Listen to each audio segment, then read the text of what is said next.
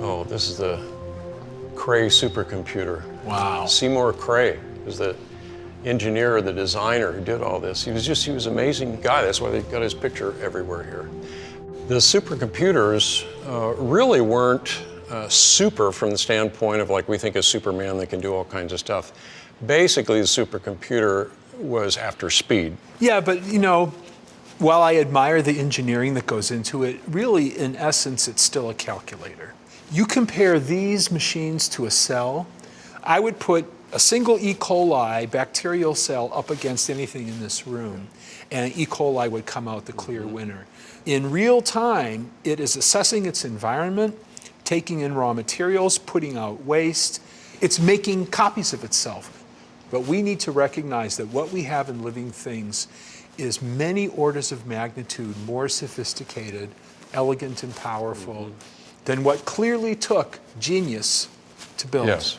That brings us back to the comparison we were doing in the beginning about these two paradigms. And the conventional paradigm is one that says that all of this grew out slowly over a long period of time. Well, I know enough to say that that Cray would not work until everything was brought together. Not only from the hardware standpoint, if you just have the hardware and no software, it's just a piece of metal. That's what we're talking about in historical Genesis paradigm, are we not? That things have to be fully functional. What that tells you is that for a single cell, you've got to have all the components necessary for function jointly present. But a cell doesn't exist on its own. You think about an ecosystem, it has multiple interrelated components, all of them necessary for that ecosystem as a whole to function. And again, take that out to the scale of a planet. It seems to me you can make a powerful case that to have a functioning planet at all that can sustain life, there are countless independent components that need to be present jointly at the same slice in time, and that to me would require really simultaneous design, bringing the whole thing together in a state where it works. Yeah. Paul, the picture we're painting here is that a paradigm really needs to look at almost everything. Really everything.